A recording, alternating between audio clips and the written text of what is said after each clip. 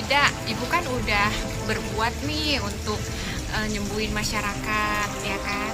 Terus tanpa pamrih gitu kan, dan banyak yang tertolong. Ibu Ida pengen Biasa-biasa aja lah. Hidup apa adanya. Iya. Terus katanya Ibu Ida pengen foto sama siapa? Oh, ingin salaman. Terus Ya, kalau diizinkan Tuhan, kepingin salaman ketemu sama Bapak Presiden Jokowi Oh, oke. Alhamdulillah. sebagai kenang-kenangan. Nah nih Abang kasih tahu Pak Jokowi Terima ya, kasih, Bang.